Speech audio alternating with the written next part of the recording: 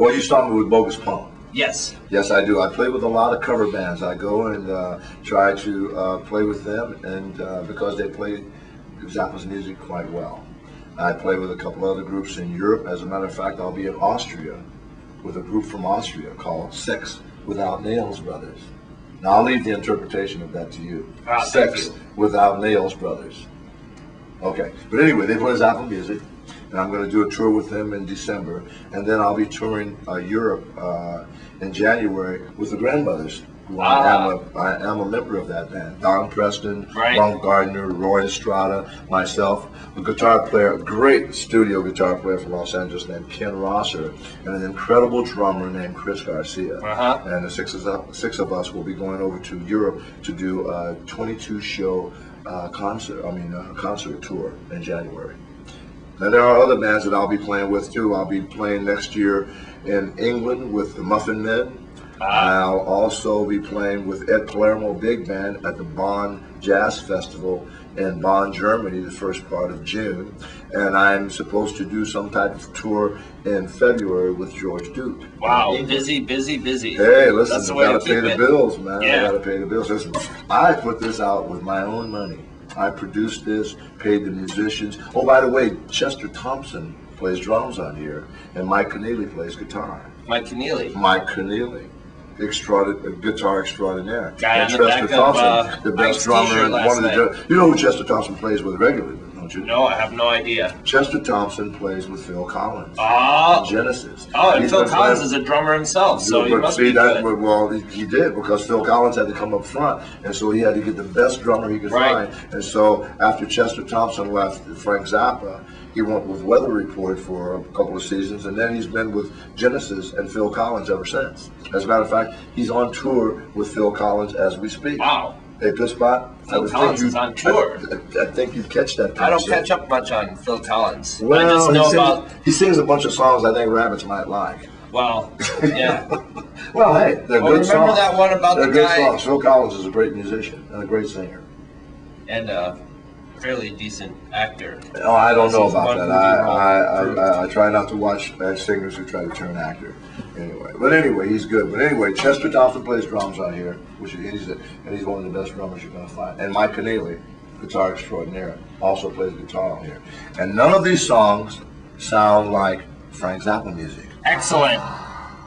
You mean you're not going to sound just like Frank Zappa because he played in his band? Well, no, he came and got me to sound like me in his band. Exactly. That was the thing. I didn't have to change when I joined his band. All I had to do was do his original music. But I did his original music, singing like Napoleon and acting and dancing like Napolean Murphy Brock. You see, he didn't want me to be someone different than what I was. He wanted me to bring to the table what he saw and what I already possessed, and which is a part of, my whole entertainment package. You ever see Jimmy Carl Black anywhere out there? I was just in Bad Doberan, Germany, in July at the Zappanel 14, and I performed with Jimmy Carl Black. Yeah, I noticed on Ike's T-shirt it had him and Eugene Chadbourne, another little buddy of mine. Yeah, they were there as well. Yeah, Ike was there too. Yeah, no, it was a great concert. They had these kids from Philadelphia, man, from the Paul Smith, I think it's Paul Smith School of Rock. Whoa. They are incredible, from the ages of 9 to 17. Whoa. And they play Zappa music. Wow, what were they playing? And they will make you check your humility at the door. Well, they were playing Black Page, Inca Rose, Florentine Pogan. They were doing Village of the Sun. I'm sick. 9 years old? Pisspot. From 9 to 17, unbelievable. What are they going to do when they're adults? It's going to be inconceivable. Probably have sex. Oh, well, yeah. Well, definitely. I'm talking musically. Well, not that the two aren't tied in. You have to, let me know which area you're coming from, Okay. But that's what they're going to do. They're going to play music and have sex. Yeah. Have children, families, get regular jobs, play music on the weekend, stuff like that. Man, this guy takes the questions down to the essential matter. You know what I'm saying? Pisspot. If I'm going to be talking to a rabbit, we're going to go the full spectrum of it. We're not going to stop anywhere. We're not going to hold back the punches. We're going to get right out there. Yeah, that's how it is. That's how it is on this in your face. Yeah, well, yeah, because you see, the thing about it is the reason you and I, you know, were able to build this relationship so quickly is because I grew up on Sesame Street. And me too. And I was already an adult. I was already over 21, and I'd watch it every day with my kids. And we'd laugh and have a good time. So I understand where you're coming from. I think it's a whole generation. You know, at night, when the station closes down, they have these kind of, you know, sterile lifestyle too, where they're just laying around, you know. Right. Waiting for someone to stick something in them, you know, and bring them back to life, Pisspot. So I know where you're coming from. You know, and hey, but I like you, dude. You're all right. You know, here in Rochester, they have a full-scale reproduction of the set of Sesame Street at one of our museums. Really? Yeah, if you ever want to go there and have like some sort of flashback. I love Sesame Street, man. I think it's one of the greatest things. I mean, Jim Henson, man. He's my hero, man. He's the dude, man. And Frank Oz, man. That's Yoda, too. Really? Yep. Miss Piggy and Yoda, same guy. Really? Yep. Oh, man, I love him, man. He's cool. Yeah, I'd like to see that. Where is it located here in Rochester? It's, where is that? It's at the Science Museum. Science Museum. Yeah. Okay. It's right down the street from where you guys were playing, basically. Oh, really? Yeah. Oh, great. And it's filled So with do you go there often kids. to visit other beings like yourself? Well, I do. I mean, just I do because you know they think I'm a Muppet. Oh, you know? see, it's like I knew that. It's like last week I saw George Clinton. Really? In Ithaca. They I know played he this had a good secret time little with you. concert. I I didn't even get to meet him. Really? He was busy in the bus, you know, the most time. That's right. You know, he does busy often in the bus. I've heard that before. But, you know, everybody there to see him was about 20 years old.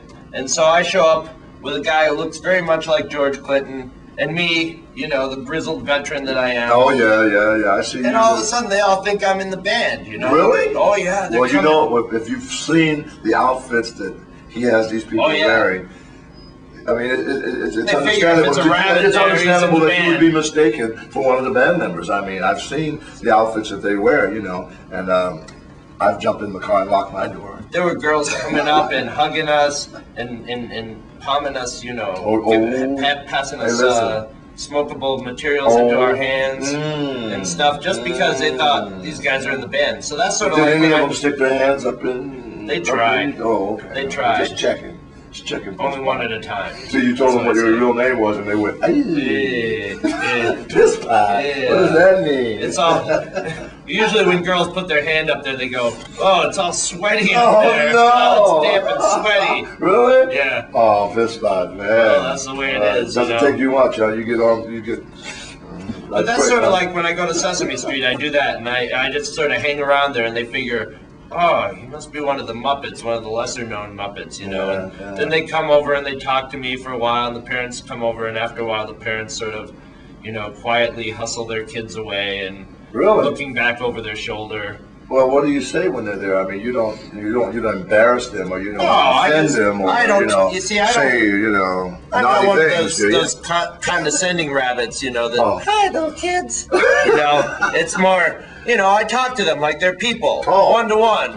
So I may let slip with a salty word now and then, you know. But the kids probably respect that, but the parents are probably a little bit leery because this day and you're age, so they've active, heard all them you know what I words. mean? You got that bob going on. And I smell funny, too, yeah, and I got the dead arms. Well, Something's up there, they think, you know. Well, it's probably the alcohol and tobacco breath that really turns the parents off. But the kids, they probably don't know. I mean, they don't smoke and drink, so you know, how would they even care? You know, half those Muppets are smoking and drinking. You don't know. It's of course they have to have that public image. Of course they are. But you know, we know about Oscar. I mean, you know, we know about Elmo. Well, you know, the Cookie Monster is smoking because he's always got the munchies. Oh yeah, the Cookie Monster. You know. There's something up with that. He's just not naturally hungry. I mean, come on, who can eat that many cookies without you know having the munchies? And why cookies? I mean, let's be real. Why isn't why it a cookies? spinach monster? Absolutely, or something like that, It's just. Negative